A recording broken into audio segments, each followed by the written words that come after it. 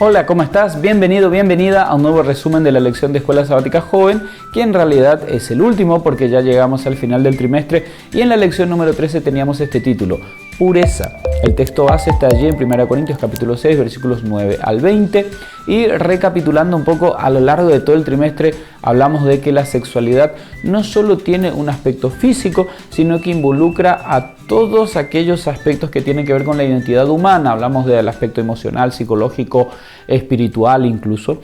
Así que cuando hablamos también de una pureza, vamos a necesariamente hablar de una pureza en su totalidad, una pureza que afecta a todas las áreas de nuestra vida. Hablando de pureza, las Sagradas Escrituras subrayan la necesidad de que los jóvenes, y no solo los jóvenes en realidad, pero más los jóvenes, valoren lo que es la pureza. Pablo, por ejemplo, le escribe bastante a su joven discípulo Timoteo para que él sea un poquito consciente sobre el papel del corazón y la conciencia puros. Usando imágenes proféticas, en Cantares 6.10, en Jeremías 6.2 se presenta por ejemplo a esta mujer que representa a la iglesia. Apocalipsis toma esta misma imagen y la utiliza para representar a este pueblo de Dios que se caracterizaría por esta pureza tanto antes como después del ministerio terrenal de Cristo. Y ya hablando de los que están listos para recibir a Jesús en su segunda venida, allí aparecen los 144.000, esta imagen que también representa al pueblo victorioso de Dios y una de cuyas características justamente es la pureza. Ahora, nosotros vivimos en un mundo que está contaminado por el pecado y en donde la palabra pureza, la verdad que tiene hasta otra connotación. Entonces, ¿cómo nosotros podríamos, o mejor dicho, cómo Jesús nos ayuda a tener la vida pura de la cual se habla en textos como 1 Juan capítulo 3, versículo 3? Bueno, antes que nada quiero decirte esto. Huye de la inmoralidad sexual. Esa fue la expresión que usó Pablo allí en 1 Corintios capítulo 6, versículo 18. Interesante, el verbo es feugo y significa prácticamente huir para buscar seguridad. Normalmente se utilizaba cuando venía un ejército enemigo a invadir una tierra, entonces las personas huían buscando refugio. Pero en este contexto, Pablo utiliza este mismo verbo como dándonos a entender de que esta cuestión de la inmoralidad sexual se podría comparar justamente con fuerzas enemigas que vienen a atacarnos. Es interesante que estamos hablando de un pecado que tiene que ver con nosotros, con nuestro cuerpo, que aparentemente viene en realidad de adentro y va para afuera. Bueno, vamos a hablar un poquito más sobre esto. Recordad que este no es un consejo de Pablo, es un imperativo. Huyan, ¿sí? Es interesante que cuando miramos la vida salvaje vamos a encontrar que cuando un ser vivo se encuentra en una situación peligrosa tiene dos posibles reacciones, huir o luchar.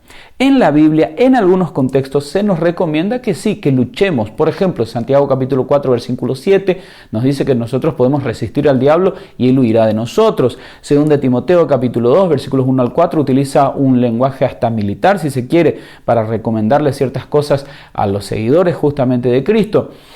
Hay condiciones para la victoria y bueno, allí nosotros debemos elegir el lado vencedor. Pero por otro lado, hay condiciones en las cuales el mandato de Dios es huir. Necesariamente aquí nosotros vamos a recordar Génesis capítulo 39 y la historia de José. Vemos allí en los versículos 4 al 6 que él era bastante atractivo y el versículo 7 dice que la esposa de Potifar, su patrona podríamos decirle, le echó el ojo, ¿no? Y quería tener algo con José. Hay un imperativo, duerme conmigo, le dice ella a José. Y el versículo 10 nos aclara que esto sucedía todos los días hasta que en el versículo 12 se nos cuenta que José incluso dejó su ropa y se escapó de allí desnudo. Fíjate que José no se quedó a reclamar su dignidad ni a reclamar justicia. No, él escapó, él huyó. El secreto de la victoria de José está justamente en esta expresión que aparece en Génesis 39. Él se pregunta, ¿cómo haría yo este tan grande mal contra mi Señor y cómo pecaría contra Dios? Otra expresión que se repite es la de que Jehová estaba con José. Eso está en los versículos 2, 3, 21 y 23. José era consciente de esta situación y esto es lo que hacía que de repente José sintiera esta responsabilidad de mantenerse puro. Interesante, si José hubiera caído, no solamente hubiera afectado la vida de José, la historia de José, sino la historia de quienes venían después, incluyendo el pueblo de Dios, ese Israel que iba a después surgir allí en Egipto y tenía que salir siendo liberado por Moisés. Surge una pregunta, viendo nuestra propia condición, ¿será que sabemos o somos conscientes de que Dios está con nosotros y nosotros vivimos en su presencia? Por otro lado, ¿estamos huyendo como deberíamos de esos escenarios en donde la tentación es más fuerte?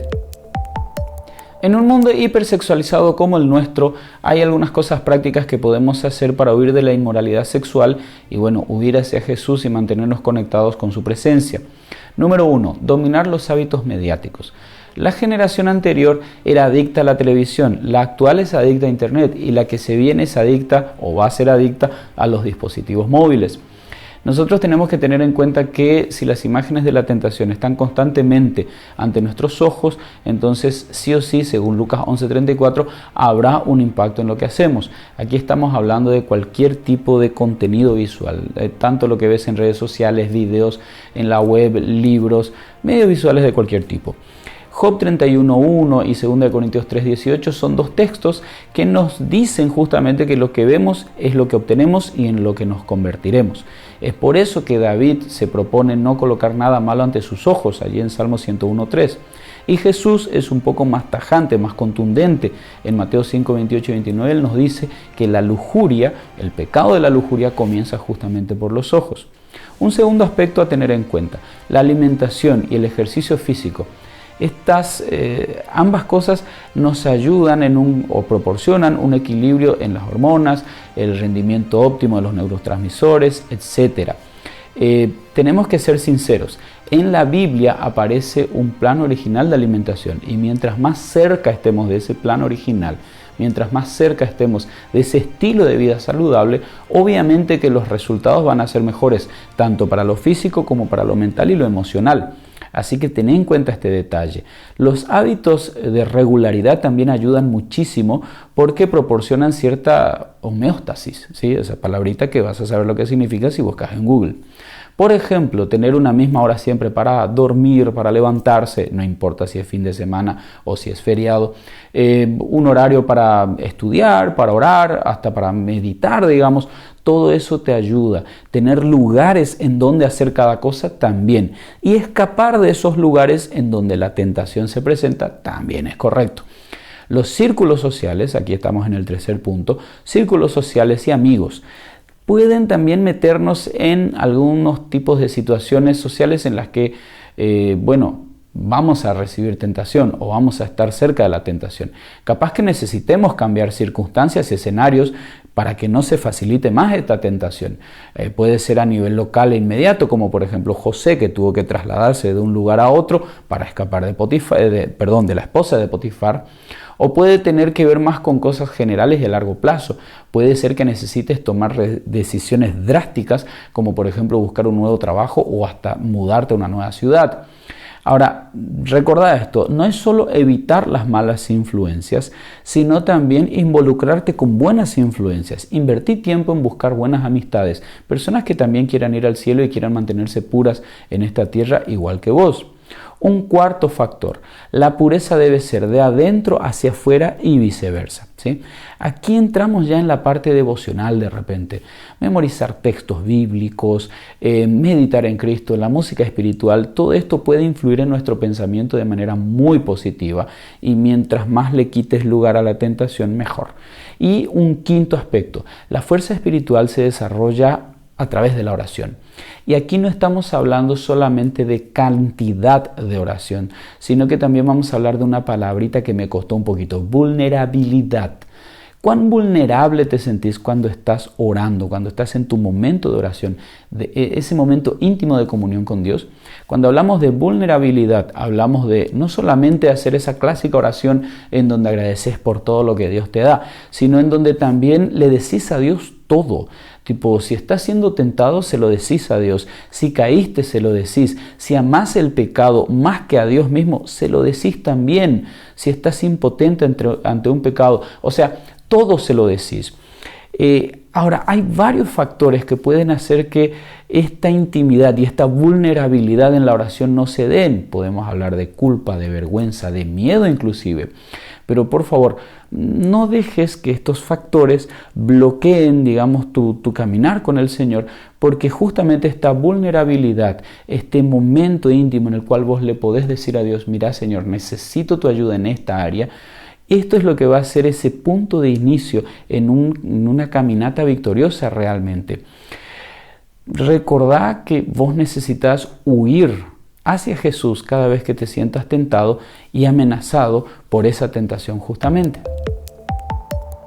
Una pregunta que surge es si Jesús fue tentado también con el pecado sexual. Bueno, algunos dicen que Jesús fue tentado con todos los pecados imaginables y eso tiene sentido si es que lees Hebreos capítulo 4 versículo 15, donde dice que fue el tentado en todo pero sin pecado. Ahora bien, ¿cómo podría ser que Jesús, en apenas 33 años de vida, que es más o menos lo que se calcula que vivió sobre esta tierra, podría haber experimentado todas las tentaciones imaginables? Y de repente hay tentaciones hoy en el siglo XXI que quizás ya no había en la época de Jesús, por ejemplo, las que tengan que ver con Internet. Bueno, tenemos que analizar algunas cositas, ¿sí? Primero, veamos lo que se nos presenta en el libro de Hebreos cuando se habla de Jesús. Por ejemplo, Hebreos capítulo 4 y también el capítulo 2, 14 y el 18 establecen que Cristo fue perfecto y sus provisiones para la victoria son también poderosamente perfectas para nosotros. Pero fíjate este esquema que tiene el libro de Hebreos. Por ejemplo, Cristo fue superior a todos los arquetipos anteriores. ¿Está bien? Por ejemplo, Él era superior o fue superior a los ángeles, dice el capítulo 1, el capítulo 2. En el capítulo 3 dice que fue superior a Moisés. En el capítulo 4 dice que fue superior a Josué. Es superior a los sacerdotes, dicen los capítulos 5 al 7. Superior al ministerio del santuario terrenal, capítulos 8 al 10, e incluso en el capítulo 11, que es la galería de la fe, se nos presenta a personas que creyeron que Jesús efectivamente era superior y estaba más allá de lo que la humanidad podía proporcionar. Y Hebreos termina con el capítulo 12 con que Cristo es nuestro ejemplo porque justamente es superior a nosotros. Ahora bien, Jesús era en todos los sentidos humano, pero también era divino, ¿sí? Recordad esto siempre, 100% humano, 100% divino.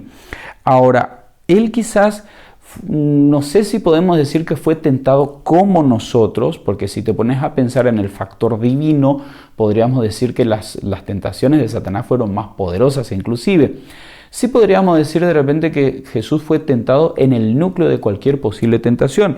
Finalmente, cada pecado se reduce a servir a uno mismo o a Dios, a seguir los deseos egoístas o a seguir el altruismo de Dios. Por ejemplo, ¿qué de malo hay en satisfacer el hambre? No hay nada malo, ¿verdad? Ahora, Satanás se presenta y le dice a Jesús, mira Jesús, aquí hay unas piedritas que vos podés convertir en pan para saciar tu hambre.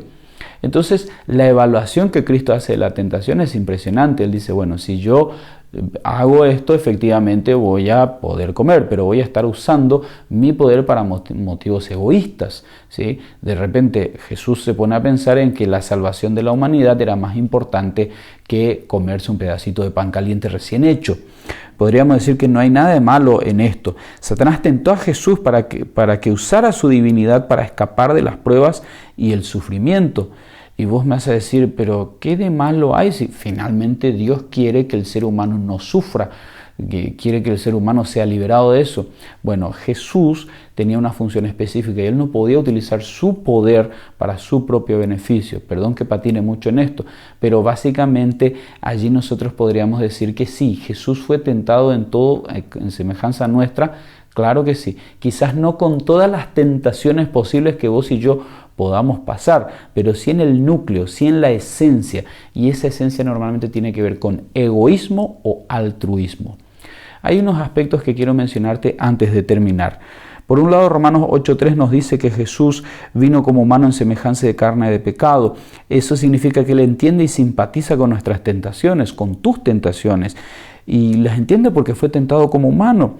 Por otro lado, Él nunca se dio ni siquiera con un pensamiento, así que Él tiene todo ese poder a tu disposición también para que no cedas ante la tentación, como se nos dice ahí en Apocalipsis capítulo 3, versículos 20 y 21. En fin, hay muchas otras cosas más que podríamos conversar sobre esto, pero quisiera que te queden estas ideas, ¿sí? La pureza es algo que involucra todos los aspectos de tu vida.